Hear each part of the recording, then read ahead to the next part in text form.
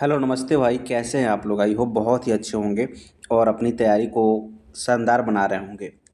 दोस्तों, आपको पता है कि अब जो है नया सत्र जो है अप्रैल से आपका लागू हो जाएगा। ठीक है, नया सत्र है। तो हम लोग क्या कर रहे हैं कि अब नए सत्र के अवसर पे, ठीक है, अब हम लोग सिलेबस स्टार्ट कर रहे हैं, कक्षा 10 का सिलेबस। ठीक है, हम कक्षा 10 नाइन्थ है ना, 10th 11th सब कवर करने वाले हैं। तो अब आज जो हमने पहला चैप्टर अपना स्टार्ट किया है वो स्टार्ट किया है द्विघात समीकरण। उम्मीद है कि आपको इस क्लास से सब कुछ जानने को मिलेगा। हम हर एक सवाल को डिस्कस करेंगे बाकायदा। कोई भी सवाल आपको मिस नहीं होने देंगे। हर एक सवाल को हम डिस्कस करेंगे। तो उम्मीद है कि आप को इस क्लास से बहुत कुछ सीखने को मिलेगा और आपके तैयारी को बेहतर बनाने का मौका मिलेगा। ठीक है भाई, तो चलिए स्टार्ट करते हैं। सबसे पहले हम समझते हैं मेरे भाई कि वास्तव में जो द्विघात समीकरण होता है भाई, होता क्या है। ठीक है, द्विघात समीकरण होता क्या है। अगर द्विघात समीकरण की हम बात करें तो द्विघात समीकरण से पहले हमको ये पता होना चाहिए कि समीकरण क्या होता है। ठीक है भाई, समीकरण क्या होता है। देखो भाई, जो समीकरण होता है, ठीक है, वह है ऐसे बीजीय संबंध होते हैं।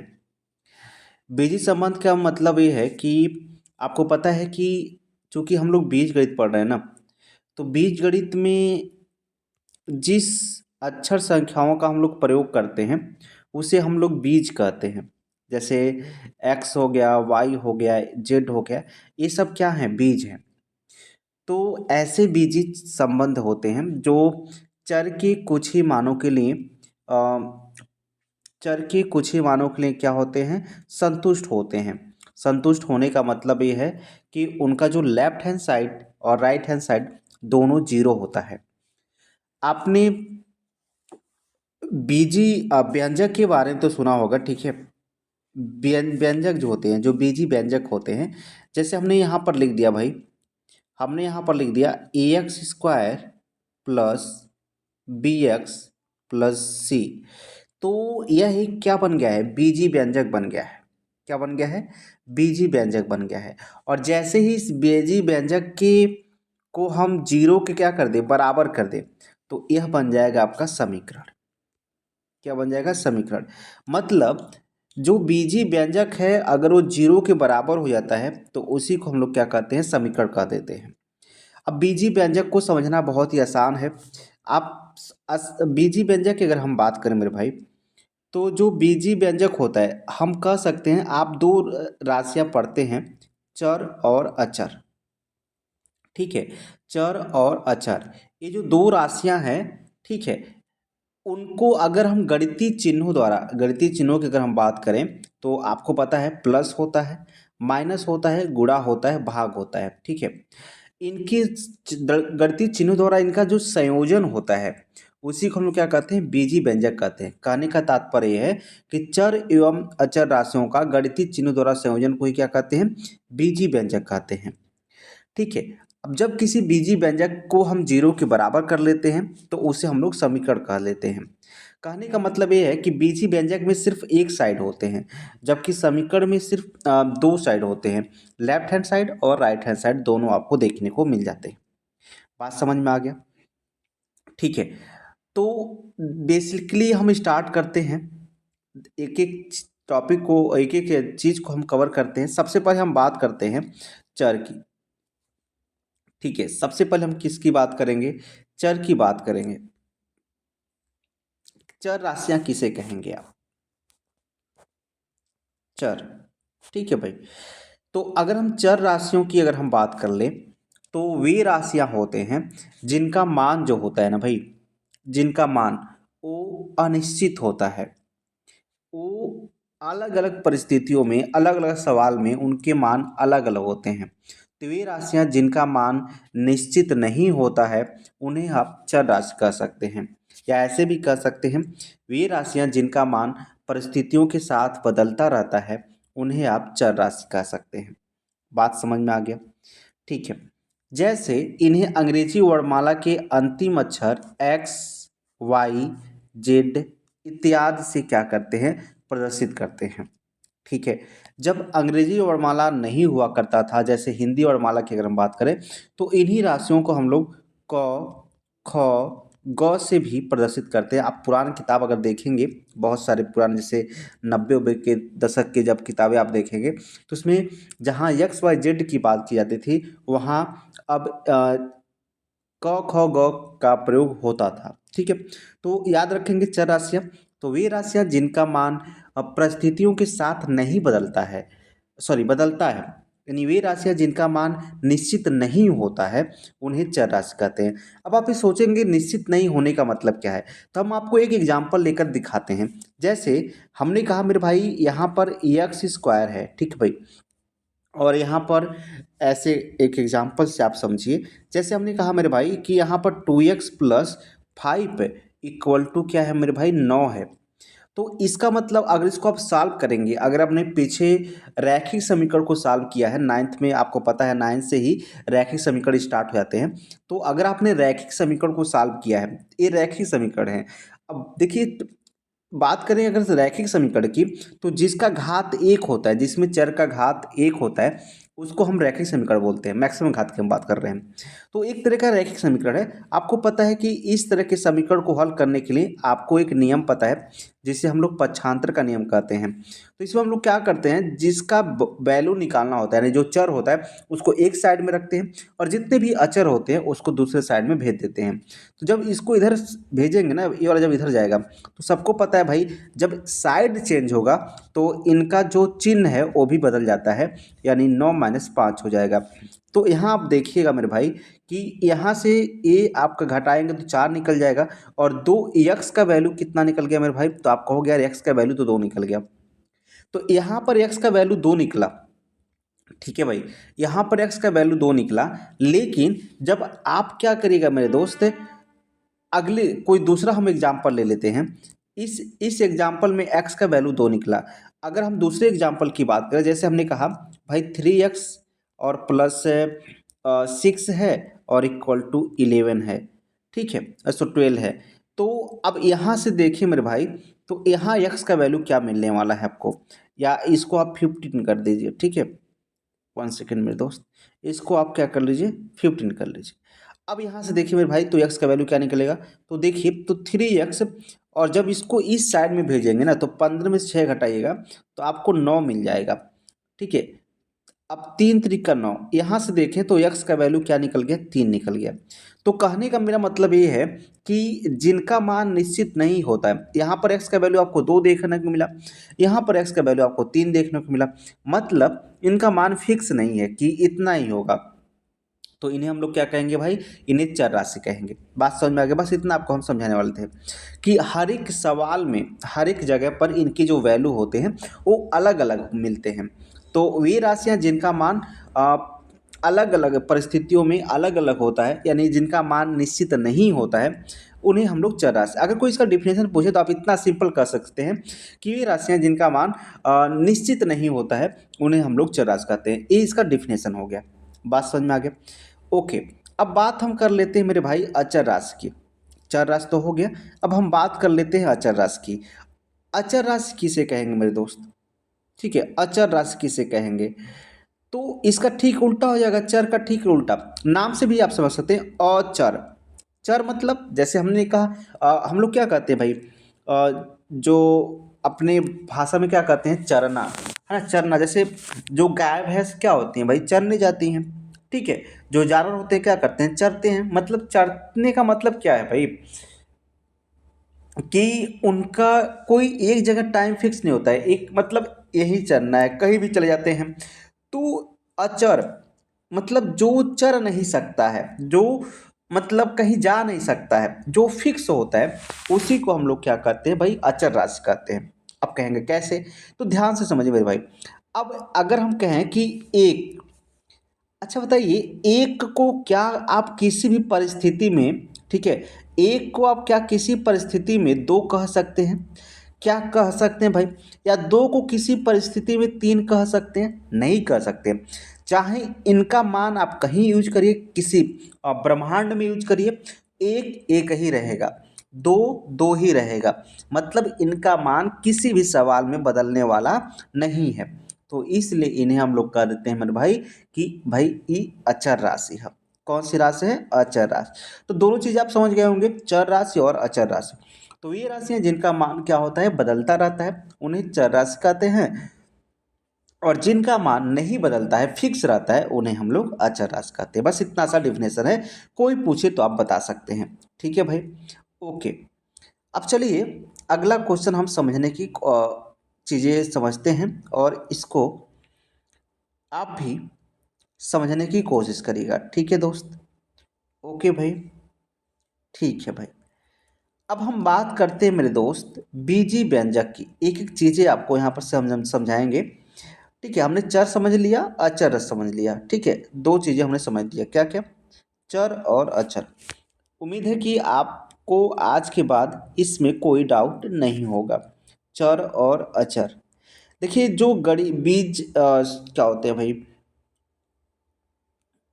जो बीजगणित शुरू होता है इन्हीं से शुरू होता है। सबसे पहले बीजगणित की अगर परिभाषा की बात हम करें तो बीजगणित आप कहेंगे किसे?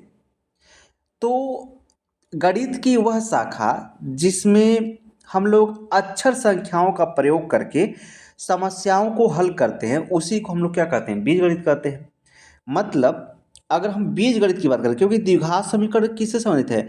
जो हमारा द्विघात समीकरण है ये बीजगणित का ही तो पार्ट है भाई, बीजगणित का ही तो पार्ट है। अगर आपसे कोई पूछ ले भाई ये बीजगणित है क्या, तब क्या कहेंगे? तो आप कह सकते हैं मेरे भाई कि बीजगणित जो है गणित की वह शाखा है जिसमें हम लोग अक्षर संख्याओं के प्रयोग से समस्याओं को हल करते हैं। और जिन अक्षर संख्याओं का हम लोग प्रयोग करते हैं उन्हें बीज कहते हैं। क्या कहते हैं? बीज कहा जाता है। समझ में आ गया? यानी एक्स वाई जेड ही तो क्या है? बीज है। इन्हीं से तो गणित स्टार्ट होती है, बीज गणित। आप कहेंगे भाई ये कैसा, मतलब अक्षर संख्याओं का यहाँ मतलब क्या? देखिए ध्यान से, कहने का मेरा मतलब है भाई कि ये जो आपका बीज गणित है, ठीक है, इसमें जो अच्छा संख्या प्रयोग करते हैं, ठीक है, यानी गणित की वह शाखा जिसमें अक्षर संख्याओं के यानी बीज का प्रयोग करके समस्याएं हल की जाती हैं, उन्हीं को हम लोग क्या कहते हैं? बीज गणित कहते हैं। आप कहोगे भाई ये कैसा प्रयोग, हमको समझ में नहीं आ रहा है। चलिए हम समझाते हैं। सपोज करिए कि आपको कह दिया जाता है कि बताइए एक स्क्वायर है, यानी एक वर्ग है जिसका क्षेत्रफल दे रखा है आपको। एक वर्ग है जिसका क्षेत्रफल दे दिया गया भाई कि उसका क्षेत्रफल है 64। कितना है मेरे भाई? 64। और आपसे पूछा जा रहा है भाई कि एक वर्ग है उसका क्षेत्रफल 64 है, आप बताइए कि उस वर्ग की भुजा कितनी होगी। क्या बताना है भाई? कि उस वर्ग की भुजा कितनी होगी, ये आपको बताना है। तो हम मान लेते हैं भाई कि उस वर्ग की जो भुजा है वो एक्स है। क्या है भाई? ओ एक्स है। अब यहाँ हम मान करते चलेंगे मेरे दोस्त। तो देखिए अब ये यक्स यानी उसकी भुजा ज्ञात करने के लिए हम यक्स का तो प्रयोग करेंगे ना। इसी यक्स को हम लोग क्या कहते हैं? बीज कहते हैं। अब देखिए, अब हमें मान लिए कि इस वर्ग की भुजा जो है वो क्या है? यक्स है। जब इस वर्ग की भुजा यक्स है तो हमको पता है क्या? सूत्र से हमको पता है कि जो वर्ग का क्षेत्रफल होता है दोस्त, वर्ग का क्षेत्रफल होता है ना भाई, ये हमको सूत्र से पता है कि वो होता है भुजा स्क्वायर। तो भुजा हमने क्या माना है? X square. यानी यहाँ से वर्ग का क्षेत्रफल एक्स स्क्वायर निकल गया। लेकिन मेरे भाई जो प्रश्न से हमको पता है कि वो जो वर्ग का क्षेत्रफल है वो 64 है। मतलब जो एक्स स्क्वायर बराबर होगा वो होगा 64 के। अब यहाँ से आपको पता है दोस्त कि x बराबर जब स्क्वायर उधर जाता है तो ये अंडर रूट बन जाता है।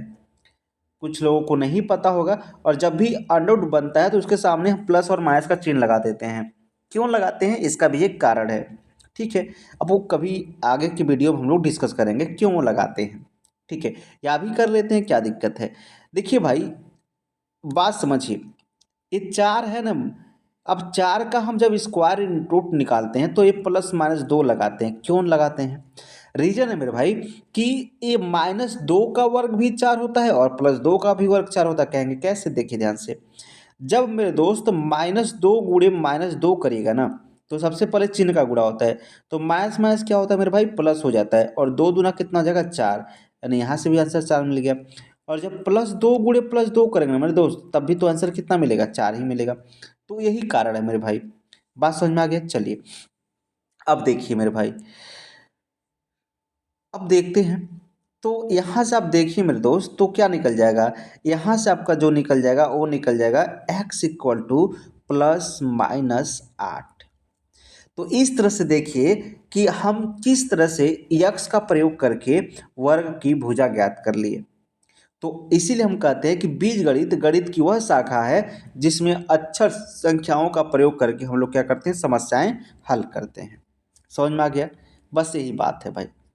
ठीक है, समझ में आ गया ना? चलिए अब देखिए मेरे दोस्त,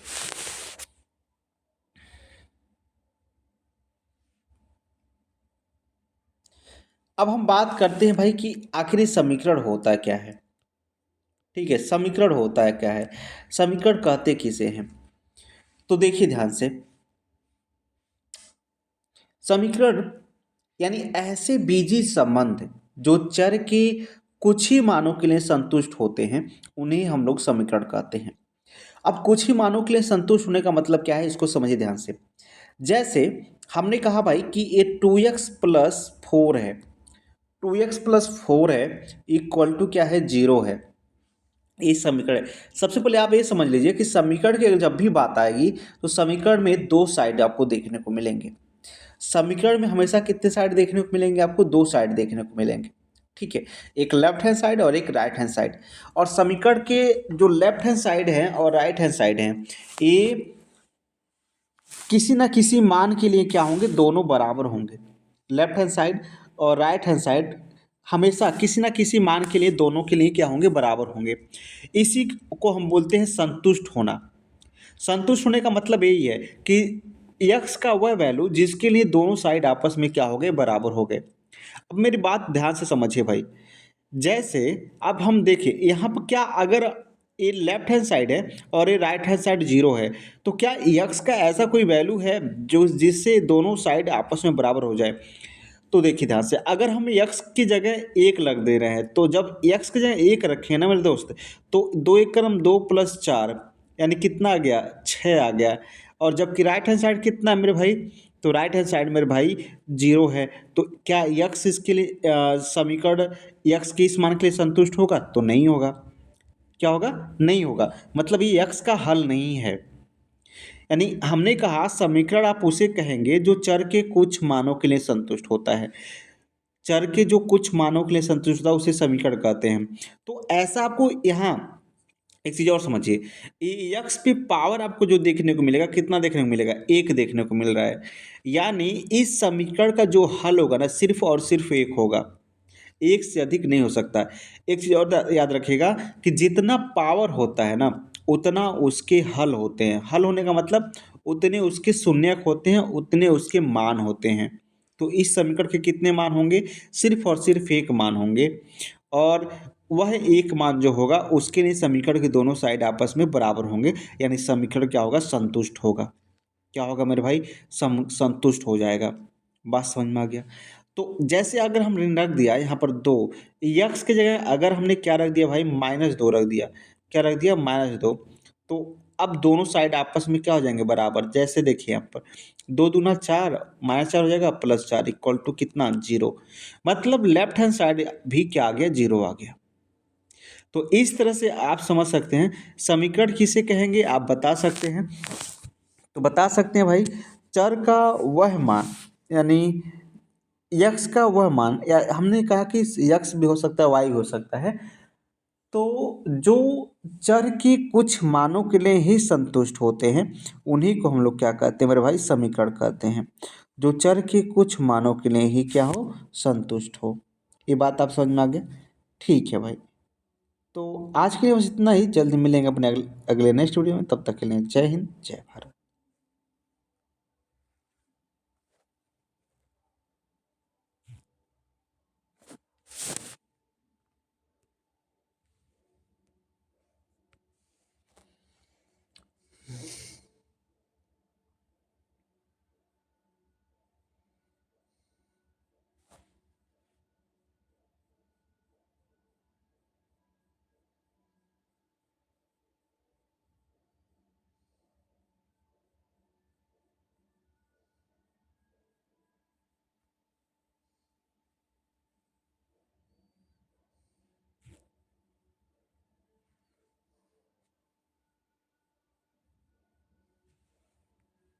विनोद एकदम चुपचाप रहना बता। हम वीडियो कॉल करे जा रहे हैं, कुसुम आवाज किया, मुंह तोड़ के दांत ओकरे में तोड़ के अंदर दे देंगे, समझा? एकदम चुपचाप रहना, ठीक? ठीक है।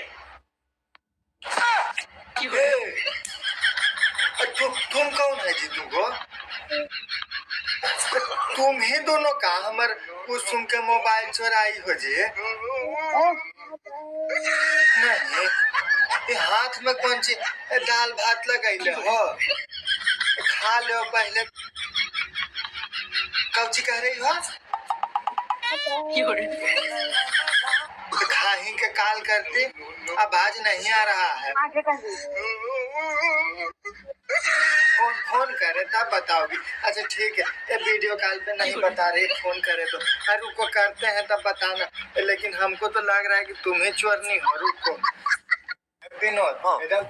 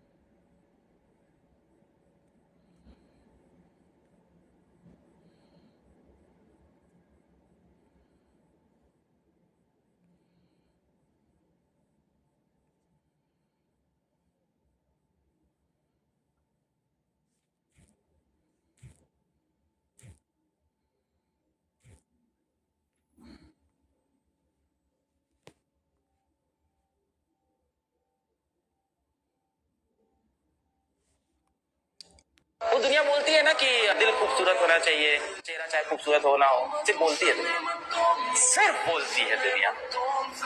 हर इंसान को जब मौका मिला है, उसने आपको जज किया है आपके लुक्स पे, आपकी पर्सनालिटीज पे। हमेशा व्यक्ति का दिल काला हो चल जाएगा, चेहरा गोरा होना चाहिए। चपड़ी लड़कियों की सबसे पहली निशानी बताऊं? चपड़ी लड़कियों की सबसे पहली निशानी, अपनी दोस्त के चैट का स्क्रीनशॉट लेके स्टेटस पे लगा के नीचे हा हा हा हा हा लिखना, नीचे उसकी बातें स्टेटस पे डिस्कस करके हा हा